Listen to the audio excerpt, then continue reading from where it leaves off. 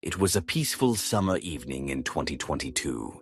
Three teenagers spent the night at a friend's house, celebrating their high school graduation. Mackenzie Sharilla was the designated driver for the end of the night. Her boyfriend of 3 years and his friend both trusted her to get them home safely. But what if this was the last thing she wanted? In the CCTV footage, Mackenzie can be seen driving 100 miles per hour down a quiet street before smashing into a building. The collision killed both her boyfriend and his friend. Mackenzie claimed that this was a tragic accident. However, ironically, merely 3 months after the crash, she was seen dressed up as a corpse. Is this the behavior of an innocent victim or a cold-blooded killer? This is the case of Mackenzie Sharilla.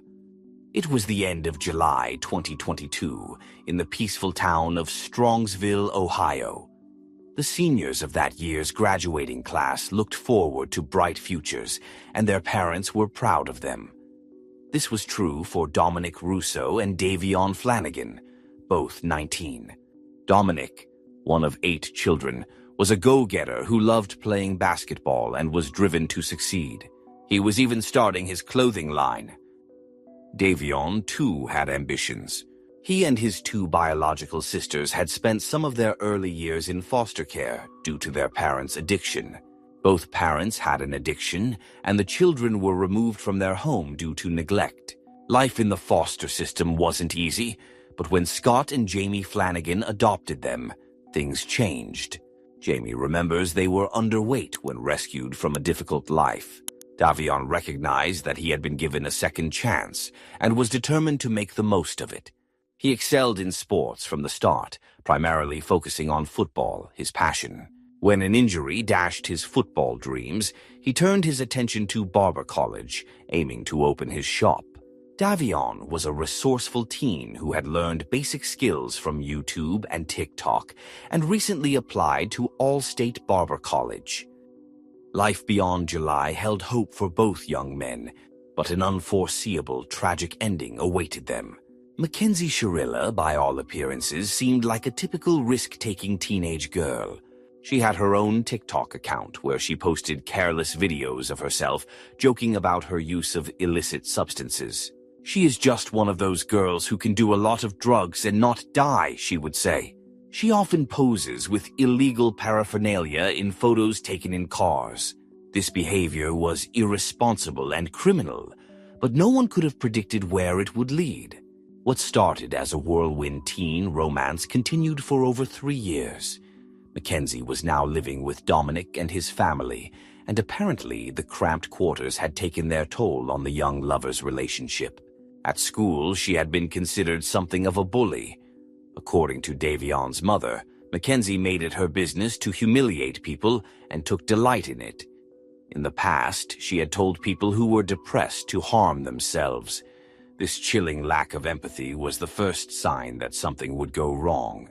Mackenzie and Dominic frequently fought and broke up before making up again, as if nothing had happened. She treated him the same way she treated everyone else at school, displaying narcissism and an impulse to inflict hurt. Her personality, combined with the pressurized environment of constant cohabitation with Dominic, gave rise to one incident that gave a disturbing taste of what was yet to come. On July 17, 2022, Mackenzie drove her Toyota Camry on Interstate 71 with Dominic as her passenger. They were in the middle of an argument, and as was often the case, their conflict unfolded inside a confined space. Dominic wanted out. He phoned his mother asking to be picked up. When she wasn't available, he then called a friend.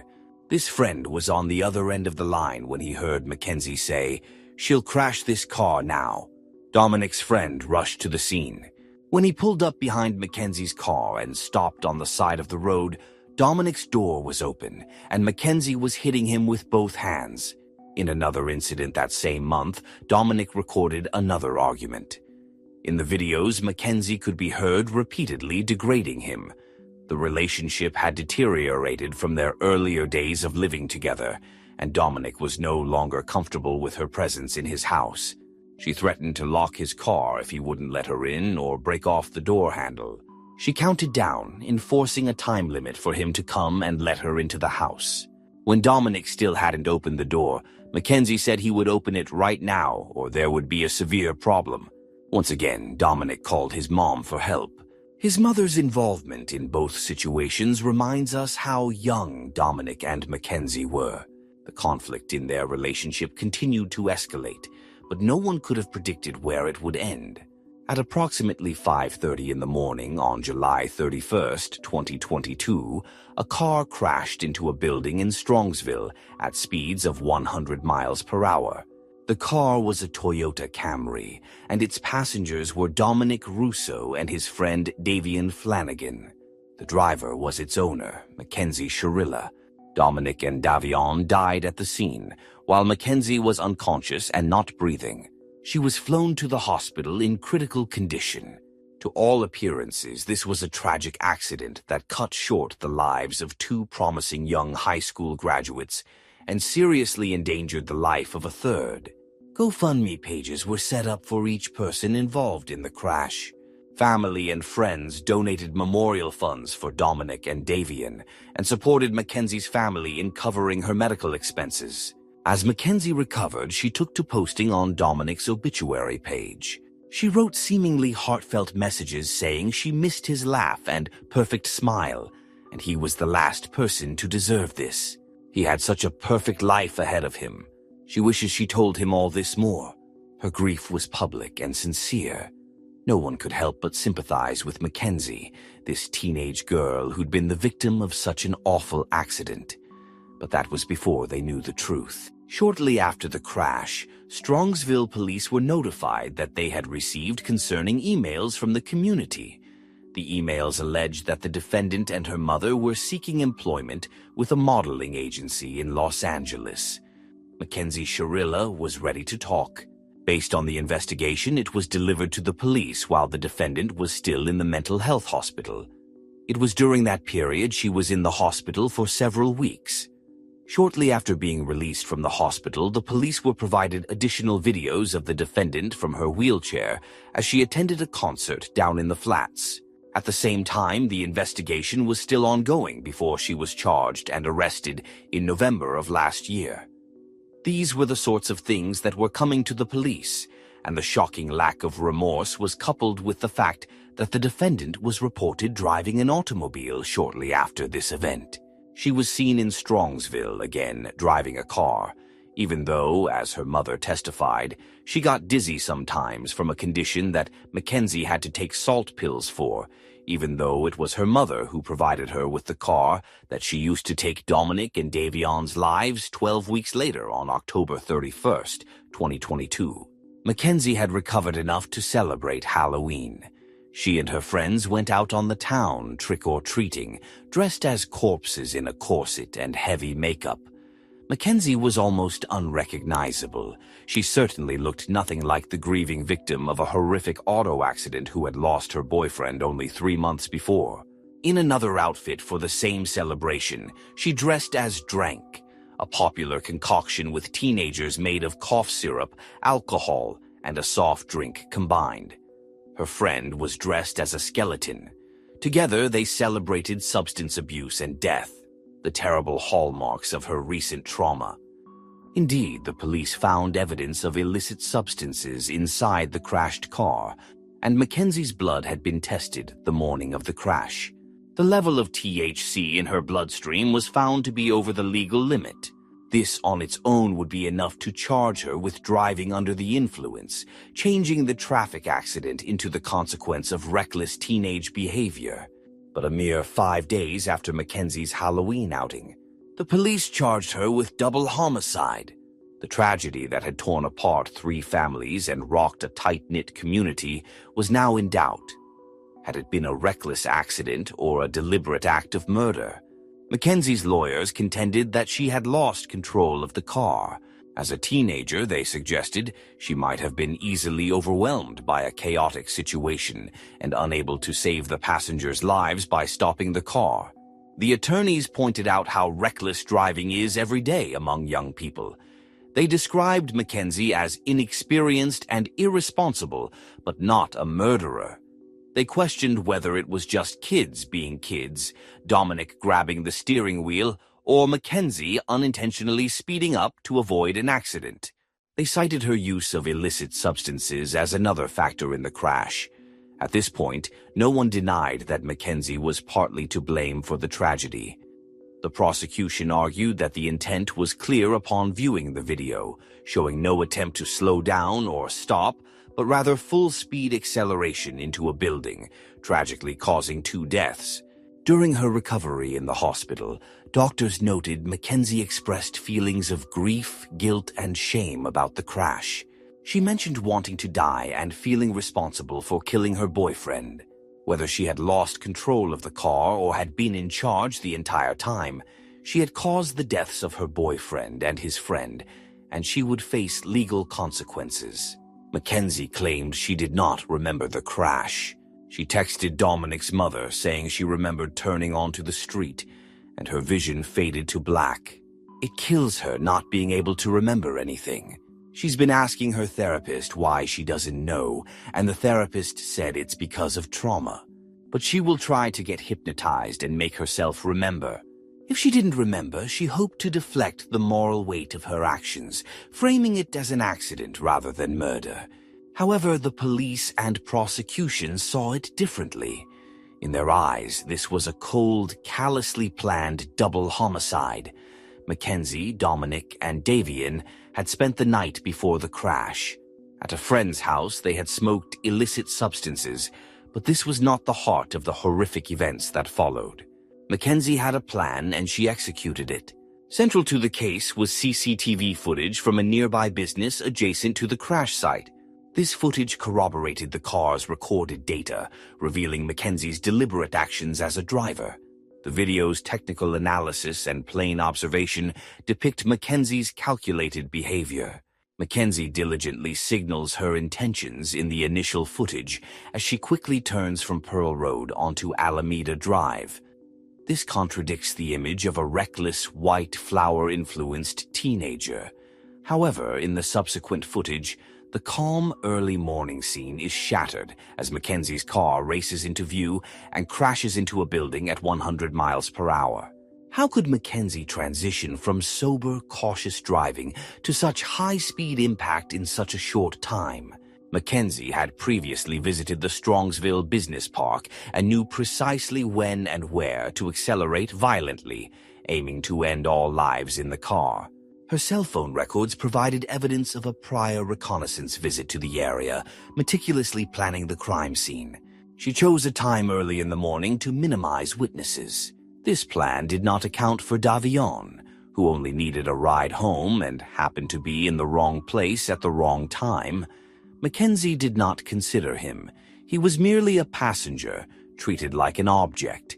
Even during her statement in court, she needed reminding by the judge about Davion's tragic death, showcasing her callous disregard. The judge, showing no sympathy, described Mackenzie as literal hell on wheels. This trial, defined by decisions made by one person, has irreversibly altered the futures of 3 families. It is a stark reminder that every decision and action carries weight and consequence, impacting lives profoundly. Whether the decision or the actions are deemed right or wrong, the outcome remains unchanged. Consequences ripple through time and affect more people than one might initially realize at the moment of decision. In criminal cases, the state bears the heaviest burden under our laws, proving guilt beyond a reasonable doubt. After considering all the evidence, I want to address Exhibit 802, the crash video. This type of evidence leaves an indelible mark. Its visuals and sounds are chilling and tragically unforgettable. As you watch this case, you witness the impending deaths of 2 individuals, and nothing can halt it. The video unequivocally displays the defendant's purpose and intent. It reveals a path of death and destruction that Mackenzie set out that day. Exhibit 802 crystallizes her deadly decision-making. She transformed from a responsible driver into a literal hell on wheels as she navigated down the street. Mackenzie alone drove the car along an obscure route she had visited just days before, a path that had yet to be taken. She selected an early morning time when few witnesses would likely be present to intervene or provide aid, a decision made despite the foreseeable risk to others, not in the car, vehicles, and pedestrians. She had a mission and carried it out with precision. Mackenzie decided to push the pedal to the floor, accelerating the vehicle to speeds up to 100 miles per hour. She determined that death was the outcome that day, and she made that decision for Dominic and Davian. Whether she also intended to end her own life is speculative and irrelevant to the case's core evidence. The evidence overwhelmingly demonstrates that Mackenzie Sherrill acted purposefully and intentionally in the early morning hours of July 31st, 2022. She aimed to kill Dominic Russo. No reasonable fact finder could review the entirety of the evidence in this case and arrive at any conclusion other than that her actions were deliberate and calculated. The court concluded that Mackenzie Sherrilla's actions were intentional, leading to her being found guilty of murder for the deaths of Dominic Russo and Davion Flanagan under Penal Code Section 2903.02. This decision came after examining all the evidence, which indicated that Mackenzie had intentionally accelerated her vehicle before crashing, contradicting her claim that it was an accident. Throughout the trial, Mackenzie and her mother steadfastly maintained Mackenzie's innocence.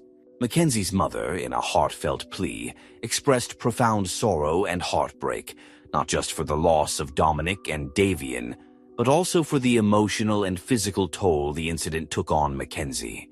She emphasized that Mackenzie was also critically injured and would never fully recover from the trauma of the accident. Recalling the day of the tragedy, Mackenzie's mother described the frantic moments of confusion and fear when she received a call about a car accident. She rushed to the hospital, not knowing who was involved. Her anguish deepened as she repeatedly called Dominic's phone, hoping for a response, and reached out to his mother. The devastating confirmation came when Dominic's mother told her that Dominic had died, a moment that left her shattered. She emphasized how much they loved Dominic and how integral he was to their lives. Mackenzie's mother also addressed the harsh judgment and accusations on social media. She explained that she defended Mackenzie online to prevent people from labeling her as a murderer. Since the police had confiscated Mackenzie's phone, she couldn't post anything herself. Her mother's comments were an attempt to shield Mackenzie from the painful accusations and to communicate that Mackenzie was suffering deeply from the incident. Pleading for leniency, Mackenzie's mother reiterated that the incident was a tragic accident, not a deliberate act. She spoke about the strong bond between the three friends, highlighting their daily interactions and close relationships. She acknowledged the immense loss felt by the families of Dominic and Davion. Still, she stressed that Mackenzie was also a victim of the accident, enduring her own significant physical and emotional injuries. In her final appeal, Mackenzie's mother asked the court to consider Mackenzie's character and the love and trust among the three friends. She pointed out that the tragedy should not overshadow Mackenzie's nature as a good person. Despite respecting the court's decision, she requested that the incident be viewed with compassion, considering the deep connections and the shared devastation experienced by all involved. One could grasp Mackenzie Sherrilla's character and intentions if given just 5 minutes of conversation. Despite her expressions of sorrow and claims that she never intended harm, the court found her guilty of murder. Mackenzie received 2 concurrent 15-year-to-life sentences, allowing her to be eligible for parole in 15 years. The families of the victims, Dominic and Davion, felt this was insufficient justice. They expressed profound sorrow and a sense of injustice, grieving the lost futures, hopes, and dreams of their loved ones. A twisted and tumultuous relationship ended in the tragic deaths of 2 young men. Mackenzie pleaded with the court and the families, stating that she never intended to cause harm and wished she could remember what happened. She professed a deep love for Dominic and Davion, claiming Dominic was her soulmate and wanting to alleviate the family's pain. Her pleas, however, did not sway the court. The judge found Mackenzie guilty of murder, sentencing her to two 15-year to life terms to be served concurrently. This decision means she will be eligible for parole in 15 years. Members of the victims' families, particularly devastated by the loss of Davion, felt that justice had not been fully served. They described Davion as an extraordinary man whose future was unfairly taken away. Dominic's sister shared her grief, explaining how she felt stuck and unable to move forward without her brother and best friend. The court's verdict acknowledged the severe consequences of Mackenzie's actions. The families of the victims expressed a bittersweet sense of justice, recognizing that while the legal outcome might provide some closure, there were no real winners in this tragedy. They emphasized the enduring pain of losing their loved ones and the irreplaceable void left in their lives. This is a poignant lesson on the value of life, the consequences of our choices, and the enduring pain left in the wake of irreversible actions. What do you think about Mackenzie Shirilla's case? Leave a comment below and let's discuss it.